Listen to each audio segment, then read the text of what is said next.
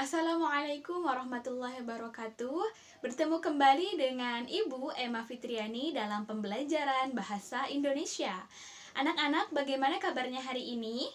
Semoga kita selalu dalam lindungan Allah Subhanahu wa taala dan juga selalu diberikan kesehatan. Baiklah, untuk pertemuan kedua kita akan membahas mengenai teks eksposisi. Sebelumnya juga kita sudah membahas mengenai teks eksposisi ya. Baiklah, kita ulang kembali pertemuan kemarin. Kita membahas apa saja ya dalam teks eksposisi?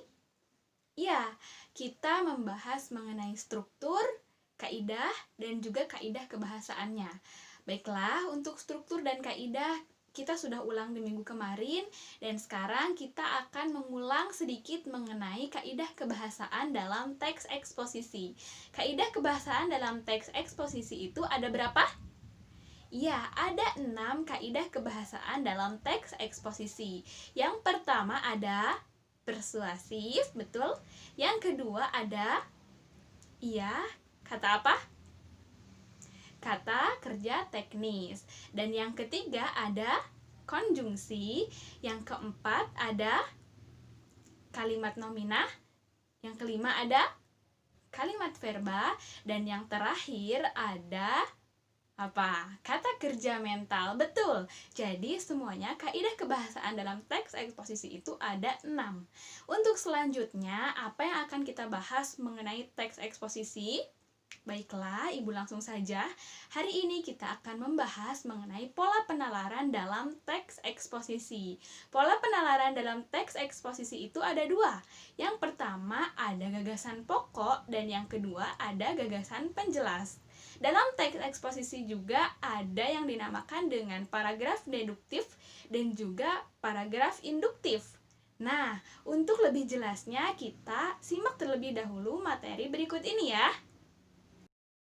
Gagasan pokok. Gagasan pokok adalah ide pokok penulis yang menjadi dasar sebuah pengembangan paragraf. Gagasan pokok ini biasanya tertuang dalam sebuah kalimat. Nah, kalimat ini yang sering kita sebut dengan kalimat utama. Singkatnya, gagasan pokok ini adalah suatu ide atau topik yang dibicarakan dalam suatu paragraf. Nah, ini yang dimaksud dengan gagasan pokok.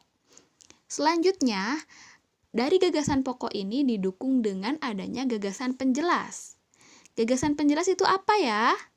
Baiklah, gagasan penjelas adalah gagasan pendukung dari gagasan pokok. Ketika gagasan pokok sudah mengembangkan suatu ide pokok, nah di gagasan penjelas baru dijelaskan lebih rinci lagi dari gagasan pokok. Singkatnya, gagasan penjelas ini adalah gagasan yang dikembangkan untuk menjelaskan gagasan utama. Paragraf deduktif. Paragraf deduktif ini berhubungan dengan pembahasan sebelumnya mengenai gagasan pokok dan gagasan penjelas. Nah, ketika gagasan pokoknya berada di awal kalimat, maka ini disebut dengan paragraf deduktif. Paragraf deduktif adalah jenis paragraf yang bermula dengan penjabaran tentang hal-hal yang umum, kemudian menjurus ke hal yang khusus. Pada paragraf deduktif, letak kalimat utama berada di awal paragraf. Tadi ya, gagasan pokoknya berada di awal paragraf. Untuk selanjutnya, ciri-ciri paragraf deduktif adalah kalimat utama atau ide pokok ada pada kalimat pertama paragraf. Nah, selanjutnya polanya adalah umum, khusus, khusus.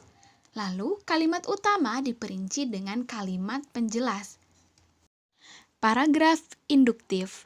Paragraf induktif adalah paragraf yang kalimat utamanya terletak di akhir paragraf. Nah, jenis paragraf induktif ini diawali dengan kalimat-kalimat penjelas berupa fakta, contoh, rincian, atau bukti yang kemudian disimpulkan pada kalimat akhir paragraf.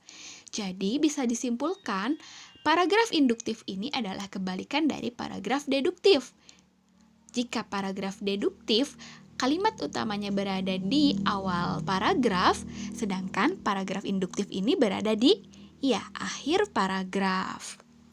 Untuk ciri-ciri paragraf induktif, diawali dengan penjelasan khusus, Kemudian, digeneralisasikan atau disimpulkan berdasarkan penjelasan khusus di akhir paragraf.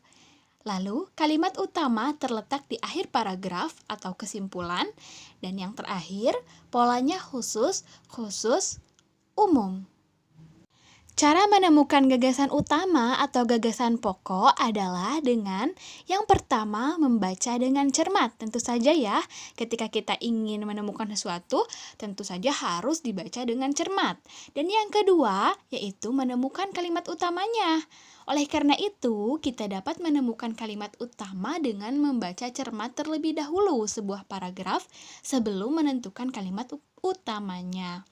Setelah menemukan kalimat utama, maka secara tidak langsung kita dapat mengetahui gagasan utama dari sebuah paragraf. Setelah kalian memahami materi mengenai gagasan pokok dan gagasan penjelas, lalu ada paragraf deduktif dan paragraf induktif, maka sekarang kalian coba simak teks berikut ini. Teks yang berjudul Pembangunan dan Bencana Lingkungan.